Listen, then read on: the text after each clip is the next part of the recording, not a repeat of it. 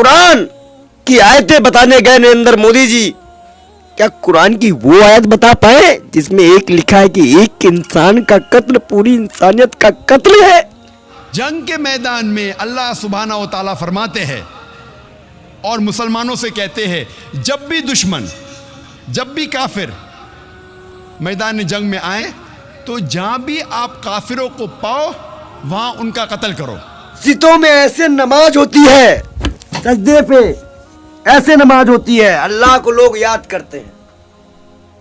इस्लाम के बारे में जानना है तो इस्लाम की मजहबी किताबों का मुताला कीजिए, आप कुरान पढ़िए और सही हदीस का मुताला कीजिए, फिर आपको पता चलेगा इस्लाम कैसा मजहब है। आप मुसलमानों को मत देखिए। तो ये तो साबित हुआ कि इस्लाम की बातें सच है। बड़े बड़े तानाशाहों को उसने झुका दिया। अस्सलामु अलैकुम वरहमतुल्लाहि वबरकातुहू। उम्मीद करता हूँ आप हज़रात आफियत, खैरियत और ईमान की सेहत और सलामती के साथ होंगे। अल्लाह सुब्हानहू व तआला ऐसे आप खुश और ईमान की सलामती के साथ रखे। दोस्तों, इस वीडियो के अंदर हम देखेंगे कि पंडित विजय सिंह मोदी को लेकर और मणिपुर कांड को लेकर और दुनिया भर के जो अंदर बवाल हो रहे हैं, इस पर बहुत सारी आवाम को नसीहत दे रहा है और मीडिया वालों के ऊपर भड़क रहा है इस बात को लेकर कि तुम सही बातें कवर नहीं करते और आवाम को सही बात नहीं सुनाते और आवाम की सही बात लोगों तक नहीं पहुंचाते, इस वजह से दंगे भड़कते हैं। बहरहाल, और साथ में सुनेंगे हम डॉक्टर जाकिर नाइक को भी कि डॉक्टर जाकिर नाइक ने बताया है कि हकीकत क्या है। जो लोग इस्लाम को गलत तरीके से, गलत नज़रिए से देखते हैं, वो किस चीज़ का मुताला करे, किस चीज़ को देखे, ताकि उन्हें इस्लाम की सही नॉलेज हो और वो इस्लाम के बरखिलाफ़ होने के बजाय, इस्लाम के मुखालिफ होने के बजाय इस्लाम से मोहब्बत करने वाले बन जाए। ये कब होगा? जब बंदा इस्लाम की किताबों को पढ़ेगा, इस्लाम मज़हब की किताबों को पहचानेगा, उसकी तफसीर को जानेगा। तो दोस्तों, इस वीडियो के अंदर आप बने रहें मेरे साथ वीडियो के आखिर तक। अगर आप चैनल पर हमारे नए हो तो कर लीजिए चैनल को सब्सक्राइब और साथ में बेल आइकन ज़रूर प्रेस करें ताकि आपको वीडियो का नया अपडेट वक्तन मिल सके और आप हमारे वीडियो से मुस्तफ़ीज़ हो सके। तो चलिए, आपका वक्त ज़ाया ना करते हुए आज का टॉपिक शुरू करते हैं।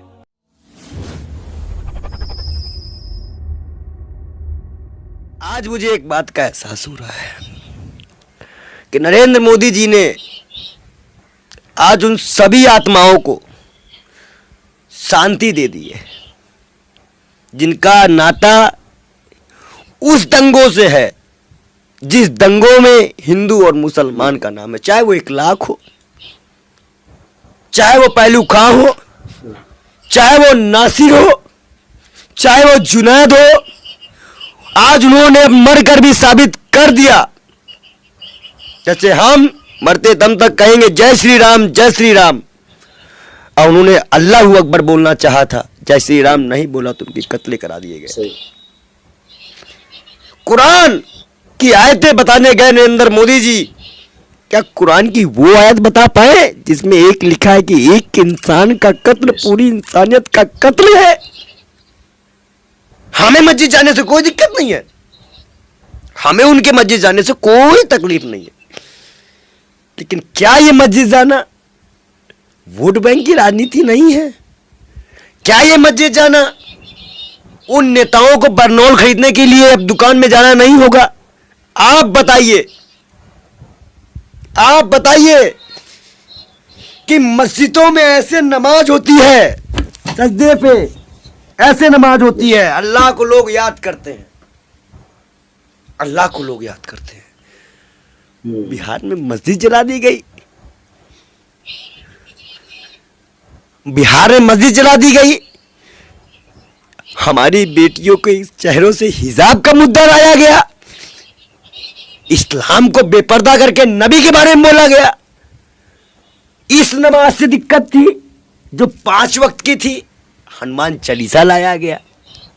और आज नरेंद्र मोदी जी ने कहा कि इस्लाम, नमाज, अल्लाह का घर और इस्लाम धर्म एक शांति का प्रतीक है। ये मैं नहीं कह रहा हूं, ये मैं नहीं कह रहा हूं, ये कुरान कहती है। तो ये तो साबित हुआ कि इस्लाम की बातें सच है। बड़े बड़े तानाशाहों को उसने झुका दिया मस्जिद जाके। जैसे मैं मस्जिद पहुंचा और मैं वहां कहूं, जैसे मैं रामनवमी में जाऊं, भगवान राम की पूजा करूं, भगवान राम से प्रार्थना करूं, हे माँ हे भगवान राम, कल ना या अल्लाह मोदी जी को इस्लाम कबूल करवा दो स्मृति ईरानी के साथ, क्योंकि उनको मस्जिदों में नमाज पढ़ने के सपने आते हैं।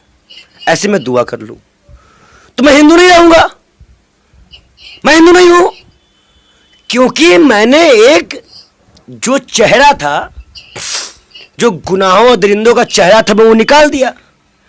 आप सोचिए मदरसों में उन छोटे बच्चों के हालात पूछिए जब उस मस्जिद में आग लगाई गई थी, हालात कितने बुरे हैं और क्या हो सकता है।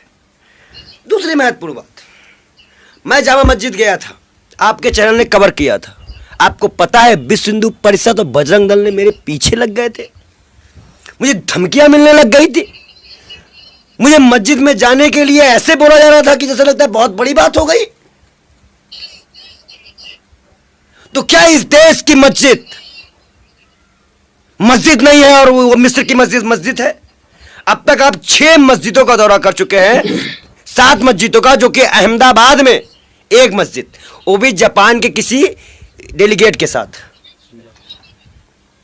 तभी तो हम पैगाम देते थे। इस्लाम की जब बात आई है, आपने गौर करिए, जब नमाज की बात आई, हज की बात आई, मैं आपको बता दूं, मैं एक मस्जिद के पास बगल में, जो कमरा नहीं होता, साफ होता है बाहर का, मैंने वहां पे जो है एक इंटरव्यू किया, उसमें मैंने बताया कि कैसे नमाज का प्रोसेस होता है। बाप रे बाप, मुझे सर कलम करने की धमकी दी जा रही थी, मुझे मोहम्मद का कुत्ता कहा जाने लगा था। और आज मोदी जी को क्या कहना चाहिए फिर? तो अगर आज अंधभक्त उनको कुछ कहेंगे तो क्या कहेंगे? ये कुछ प्रार्थना कर दूंगा, क्योंकि मुझे कुछ पद्धतियां दुआ करने की पता है। इस्लाम में दुआ करने की पद्धति होती है, नमाज की पद्धति मुझे नहीं आती, पर दुआ कर सकता हूं। या मेरे अल्लाह, तुम्हारे शरणों में, तुम्हारे मार्गदर्शन में हमारे देश के प्रधानमंत्री गए हैं। तुम्हें कसम है अपने नबी प्यारे महबूब की, उनके सदके में उनको बुद्धि देना और उनको माफ करना। और ये या अल्लाह, इनको हिंदुस्तान के मुसलमानों से प्यार करना सिखाना है।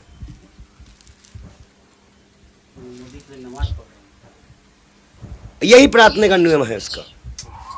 अगर ये चीजें चुनाव जीतने के लिए है, हिंदुस्तान के मुसलमानों का वोट लेने के लिए है, तो या मेरे अल्लाह, अगर तुम इनकी जीत के लिए मस्जिद जाते इनको जिताते हो, तो जितने भी ब्राह्मण सांसद, विधायक, मंत्री हैं, और जो ब्राह्मण इनको सपोर्ट करा, वो पहले इस्लाम कबूल करेगा।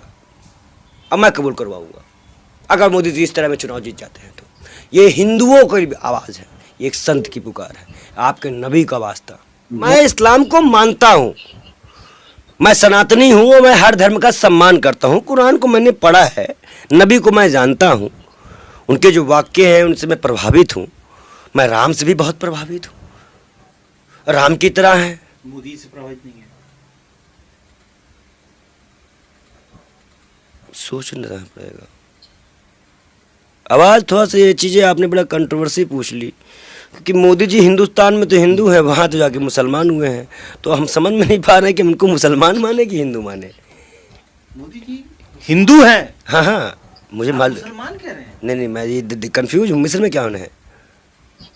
अगर मैं मस्जिद जाके मुसलमान हो जाता हूँ तो मोदी जी तो साथ में, कौन कह रहा है? क्योंकि आपके प्रधानमंत्री तो मस्जिद जा रहे हैं। तो अगर प्रधानमंत्री जी कर रहे हैं तो वही तो मैं कह रहा हूँ ना कि वो हिंदुस्तान में इस्लाम कबूल करेंगे कि मिस्र में करेंगे? करेंगे कहाँ पे? क्योंकि यहाँ के मुसलमानों को तो उन्होंने ट्रोल किया है, बहुत मारा है। आप समझिए ना इस चीज़ों को। मैं आपको इतना चीज़ें जो बता रहा हूँ शांति का पैगाम दिया है किसने? मोदी जी ने। तो हम क्या करते थे फिर? हम भी तो यही करते थे ना। तो फिर हमारे ऊपर हमला कैसे हो गया था? आप प्रधानमंत्री थोड़ी। अच्छा, मतलब हम प्रधानमंत्री नहीं रहेंगे तो हमारे पर हमला हो जाएगा? गजब की पत्रकारिता करते हो गुरु, वाह। मतलब धर्म के नाम पे हम लोग बैठे हैं, हम धर्म की बात बताएंगे, वो धर्म का भी काम करेंगे, मस्जिद भी जाएंगे, झूठ भी बोलेंगे, मणिपुर नहीं जाएंगे, और स्मृति ईरानी को सपना आ जाएगा कि हम मोदी जी नमाज पढ़ रहे थे, प्रियंका जी नमाज पढ़ रही थी तो मोदी जी पढ़ने चले गए। अब यहाँ के मंत्री लोग क्या करेंगे? जो दंगे की आड़ लेते थे, जो दंगा कराते थे, जो बड़ी बड़ी बातें मुसलमानों के बारे में बोलते थे, साक्षी महाराज, स्वाति प्रज्ञा और जो इनके और अंधभक्त हैं, वो क्या करेंगे? आज भी इस देश के मस्जिदों से इन्हें नफरत है। और जो मुझे सपने आ रहे हैं उसमें तो एक बात कंफर्म है, स्मृति ईरानी ने पहले ही नमाज पढ़ते हुए सपना देख लिया है, अमोजी मस्जिद चले गए हैं। हमें लगता है कि दोनों ही एक साथ इस्लाम कबूल करेंगे, मोदी और स्मृति ईरानी साथ ही इस्लाम कबूल करेंगे। हिंदुत्व की सबसे बड़ी पुरोधा है। बड़े जिक्र तो मोदी जी ने मिस्र में इस्लाम का किया है, राम का तो किया ही नहीं है।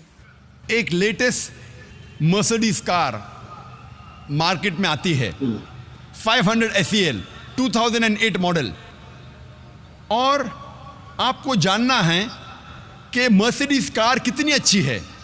और अगर आप इस मर्सिडीज कार के स्टीयरिंग व्हील के पीछे एक ऐसे इंसान को बिठाते हैं जो ड्राइविंग नहीं जानता है और वो गाड़ी को ठोकता है, गाड़ी का एक्सीडेंट करता है, मैं आपसे पूछना चाहता हूं, आप किसको दोषी ठहराएंगे? गाड़ी को या ड्राइवर को? आप दोषी किसको ठहराएंगे, ड्राइवर को या गाड़ी को? ड्राइवर को, गाड़ी को नहीं। अगर आपको जानना है कि गाड़ी कितनी अच्छी है तो आप गाड़ी के स्पेसिफिकेशंस की जांच करवाइए। उसकी स्पीड क्या है, उस गाड़ी के गियर रेशो क्या है, उस गाड़ी के सेफ्टी मेजर्स क्या है, उस गाड़ी का ब्रेक सिस्टम कैसा है, उस गाड़ी का एवरेज क्या है। अगर आपको जानना है गाड़ी कितनी अच्छी है तो गाड़ी की तहकीक कीजिए, ड्राइवर को मत देखिए। इसी तरीके से अगर आपको इस्लाम के बारे में जानना है तो इस्लाम की मजहबी किताबों का मुताला कीजिए, आप कुरान पढ़िए और सही हदीस का मुताला कीजिए, फिर आपको पता चलेगा इस्लाम कैसा मजहब है। आप मुसलमानों को मत देखिए। अगर आपको सचमुच गाड़ी को टेस्ट ड्राइव करना है, नहीं मुझे तो गाड़ी को टेस्ट ड्राइव करना है, तो आप ऐसे ड्राइवर को स्टीयरिंग व्हील के पीछे बिठाइए जो ड्राइविंग जानता है, जो ड्राइविंग में महारत रखता है। अगर आपको सचमुच इस्लाम के बारे में जानना है और कोई मुसलमान को देखना है तो सबसे बेहतरीन मुसलमान की मिसाल है हमारे आखिरी पैगंबर मोहम्मद सल्लल्लाहु अलैहि वसल्लम। आप मोहम्मद सल्लल्लाहु अलैहि वसल्लम की सीरत पढ़िए, आप उनकी मिसाल को देखिए, तब आपको पता चलेगा इस्लाम कितना बेहतरीन मजहब है।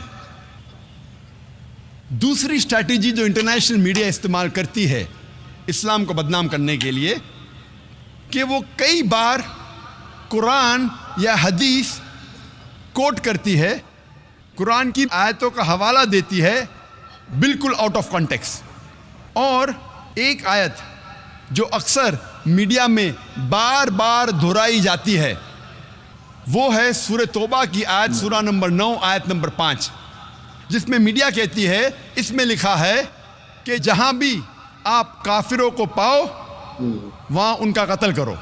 और जब आप कुरान मजीद खोलेंगे और देखेंगे सूरह तौबा सूरा नंबर 9 आयत नंबर 5, उसमें बराबर यही लिखा है कि जहां भी आप काफिरों को पाओ वहां उनका कत्ल करो।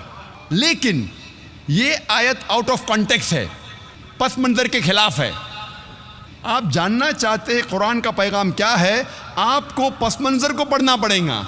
You have to read in context. और जब कॉन्टेक्स्ट पढ़ते हैं, सूरह तौबा सूरा नंबर 9 आयत नंबर 1 से पढ़ते हैं, हमें पता लगता है कि एक सुलह थी मुसलमान और मक्का के मुशरिकीन के बीच, और ये सुलह एक तरफा मक्का के मुशरिकीन ने तोड़ दी थी, तो अल्लाह सुब्हाना व तआला सूरह तौबा सूरा नंबर 9 आयत नंबर 5 में उन्हें चेतावनी देते हैं, उन्हें वार्निंग देते हैं, मक्का के मुशरिकीन को खबरदार करते हैं और कहते हैं आपके पास 4 महीने का वक्त है, आप सुधर जाओ वरना ऐलान जंग।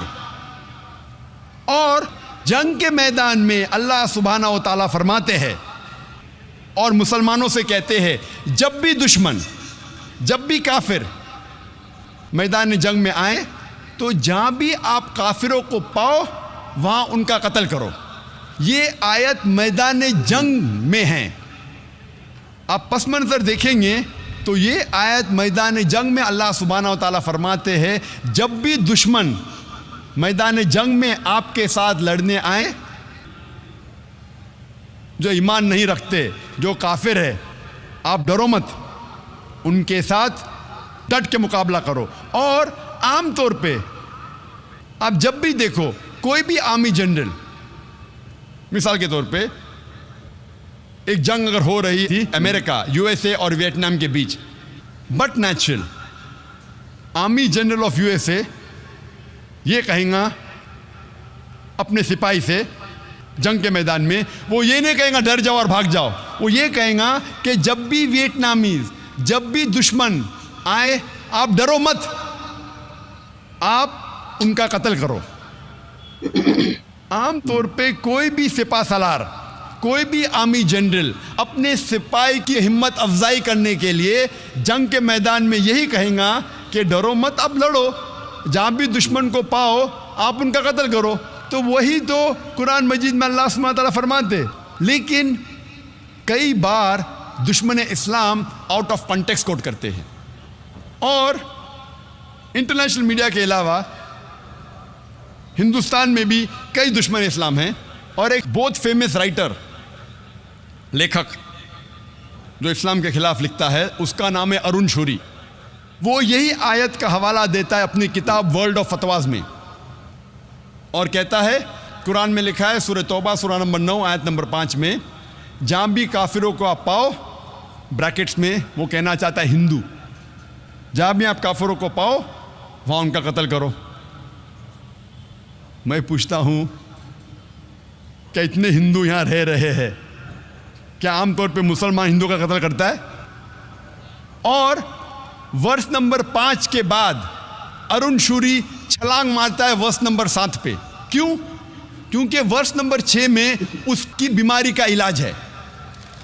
वर्ष नंबर 6 में कोई भी इंसान जिसके पास थोड़ा भी अकल है वो फौरन पहचान लेगा कि इसमें कुछ गड़बड़ है, क्योंकि वर्ष नंबर 6 में उसकी बीमारी का इलाज है। वर्ष नंबर 6 सूरा तौबा सूरा नंबर 9 आयत नंबर 6 में अल्लाह ताला फरमाते कि अगर मुशरिक, अगर काफिर, अगर आपके दुश्मन अमन चाहते हैं तो उन्हें सिर्फ छोड़ मत दो, लेकिन उनको हिफाजत के साथ ऐसी जगह पे ले जाओ जहां वो महफूज है। Escort them to a place of security. दुश्मन को सिर्फ छोड़ो मत, उनके साथ जाओ और ऐसी जगह पे उन्हें छोड़ आओ जहां वो महफूज है। आज के तारीख में कितना भी दयालु सिपा सालार, अगर दुश्मन अमन चाहता है कहेंगे अपने सिपाही से छोड़ दो, बट कोई सिपा सालार ये नहीं कहेगा कि उसको एस्कॉर्ट करो, उसको हिफाजत के साथ ऐसी जगह पे ले जाओ जहां वो महफूज है। और कुरान में अल्लाह ताला यही फरमाते हैं कि अगर दुश्मन, अगर काफिर, अगर मुशरिक सुलह चाहते हैं, अमन चाहते हैं, तो उन्हें हिफाजत के साथ ऐसी जगह ले जाओ जहां वो महफूज है। तो दोस्तों देखा आपने किस तरीके से डॉक्टर जाकिर नायक साहब ने हर चीज़ को एक्सप्लेन के साथ में और वेरिफिकेशन के साथ में कि कुरान के अंदर हवाला दिया है कि कहाँ किस बात को कैसे लिखा। जैसे ये आयत नंबर 9 और वो वर्ष नंबर यानी कि जो सूरत नंबर 9 और आयत नंबर 5 का जो जिक्र करते हैं लोग, उसमें गलती कर देते हैं कि ना वहाँ पर उसमें जो लिखा हुआ है वो तो हूबहू लिखा हुआ है, लेकिन उसका पस मंज़र क्या है, वो किस वक्त में बात कहेगी, वो आवाम को नहीं बताएं। क्यों? क्योंकि उनकी उस वजह से दुकानें चलती हैं, और जब उनकी दुकानें चलती रहेंगी तो जाहिर बात है वो आवाम को भड़काने के बराबर काम करेंगे। इस तरीके से जो पॉलिटिक्स वाले लोग होते हैं वो अक्सर आवाम को गुमराह इसी तरीके से करते हैं कि आधी बात बताते हैं और आधी को ख़त्म कर देते हैं। तो इसलिए दोस्तों हम लोगों को आपस में प्यार मोहब्बत के साथ रहना है। किसी का मज़हब किसी के खिलाफ नहीं बोलता है। रही बात इसकी, अपने मज़हब पर बंदे को मजबूत रहना चाहिए, पक्का रहना चाहिए। इसलिए कुरान पाक के अंदर भी अल्लाह ने फरमाया लकुम दीनुकुम वलिय दीन। अगर वो तुम्हारी बात नहीं मानते तो उनकी मर्ज़ी है, उनको छोड़ दे, उनका दीन उनके साथ होगा और हमारा दीन हमारे साथ होगा। इसलिए दोस्तों हमें अक़ीदा अपने इस्लाम पर करना है और अपनी नमाज़ों पर करना है। हमें अपने आप को मुसलमान साबित करना है जो हमारे पैगम्बर मोहम्मद सल्लल्लाहु अलैहि वसल्लम की हालात थे और उनके जो मुआमलात थे, आवाम के सामने उनका हुस्न सलूक था। जब हम आवाम के सामने वो चीज़ें पेश करेंगे तो इंशाअल्लाह मुझे उम्मीद है कि आवाम के दिल, गैरों के दिल मुतासिर होंगे और वो इस्लाम को अच्छी तरह से कबूल करने वाले बन जाएंगे। इस्लाम को पहचानेंगे तो कबूल करना आसान होगा। आज हम मुसलमानों ने इस्लाम को सख्त कर दिया, इस्लाम को एक मजबूत तरीके से किला बना दिया है। वजह कि हम वो हमारी किताबें हैं, कुरान को, हदीस को, वो उसको नहीं जानते। वो जानते हैं मुसलमानों को। मुसलमानों के हालात झूठ बोलते हैं, मुसलमानों के हालात धोखा देते हैं, मुसलमान दिल दुखाते हैं, मुसलमान परेशान करते हैं, मुसलमान ख्याल नहीं करते हैं, मुसलमान पड़ोसियों को सताते हैं। तो इस वजह से दिक्कतें होती हैं कि जो गैर मुस्लिम हज़रात हैं, जो आने वाले हज़रात हैं, वो हमको देखेंगे ना कि हमारी मजहबी किताबों को। बल्कि हदीसों के अंदर आता है, किताबों के अंदर आता है, जब हम किसी की रहबरी की बात करते हैं कि हमें इस्लाम के रहनुमा देख लें तो सबसे बेहतर आइडियल और सबसे बेहतर रहनुमा हमारे आका मोहम्मद अरबी सल्लल्लाहु तआला अलैहि वसल्लम। तो इंशाअल्लाह मुझे उम्मीद है आपको वीडियो पसंद आई होगी। हमारे वीडियो को लाइक और शेयर करना हरगिज़ ना भूलें। मुलाकात होगी इंशाअल्लाह आपसे नए टॉपिक के साथ। दीजिए अपने भाई को इजाज़त। अल्लाह हाफ़िज़।